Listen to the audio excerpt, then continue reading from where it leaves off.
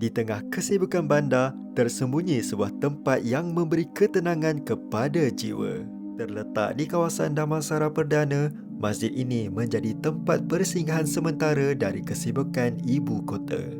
Masjid Damansara Perdana.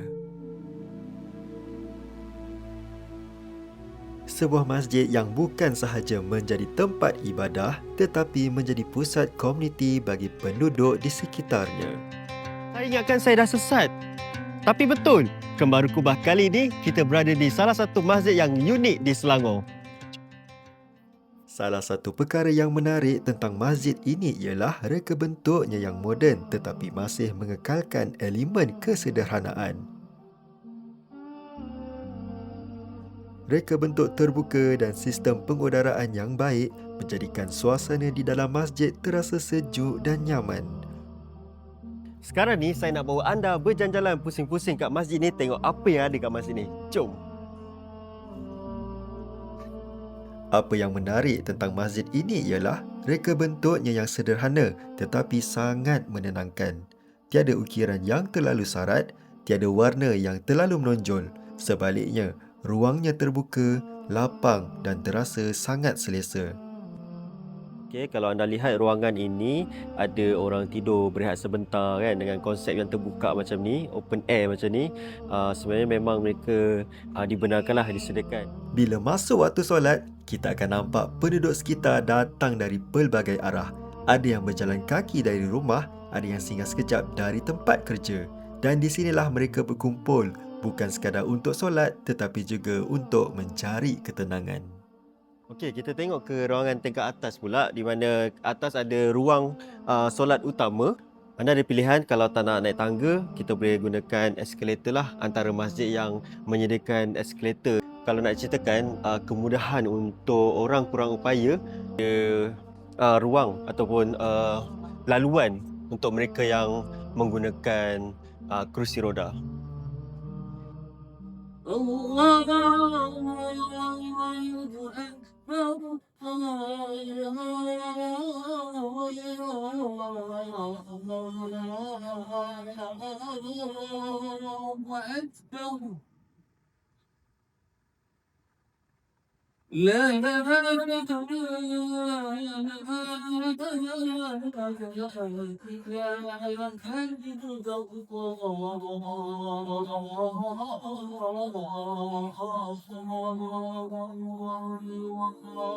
Ruang solatnya yang luas dan selesa direka untuk menampung jumlah jemaah yang ramai. Kemudahan yang disediakan juga lengkap, termasuk ruang solat wanita, tempat wuduk serta kemudahan untuk keluarga.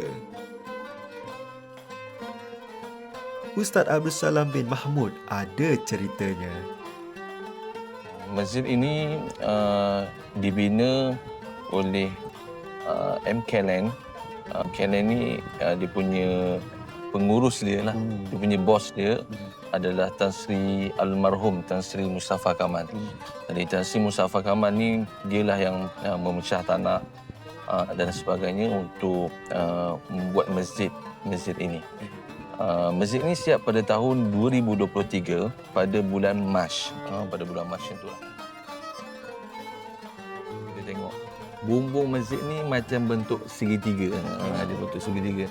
Jadi dan dia ada hadapan sana, dia ada macam ada serambi macam rumah-rumah lama dulu. Dia ada bentuk segitiga, lepas tu depan ada serambi. Masjid ini berkonsepkan rumah Melayu klasik. Masjid ini bukan sekadar tempat solat, tapi dia juga ada menjadikan tempat ruang belajar, ada tempat mengaji dan dewan serbaguna di bahagian bawah. Kalau nak buat event ke, nak perkahwinan ke dan sebagainya, ada sahaja dekat belah bawah.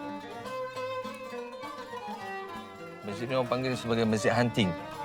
Jadi diorang ni kadang-kadang suka hari ni sembahyang kat masjid ni, esok sembahyang kat masjid lain dan sebagainya. Jadi antara masjid yang menjadi tumpuan di negeri Selangor ni adalah Masjid Damansara Perdana. mungkin dengan konsep yang unik yang ada dekat dalam masjid ni, dan juga alhamdulillah kita dapat menyediakan jugalah berbuka untuk tahun lepas 350 dan tahun ini insya-Allah 600 pack untuk jemaah iftar. Bolehlah jadikan salah satu destinasi untuk masjid hunting anda. Masjid lain kita nampaklah dengan kubal, lepas tu ada tempat penutup dia dan sebagainya. Ini macam merangka saja. Itu memang konsep. Kadang-kadang, keindahan sebenar datang daripada kesederhanaan.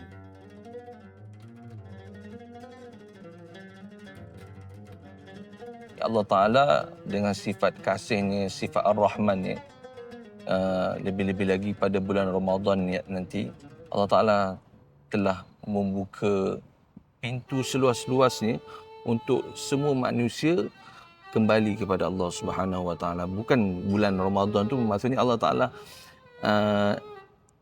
untuk menghadiah kepada umat baginda Nabi sallallahu alaihi wasallam dengan pahala yang berlipat gandanya dan sebagainya. Dan itulah peluang kita di bulan Ramadan nanti, dengan adanya sembahyang tarawih, adanya berbuka dan sebagainya.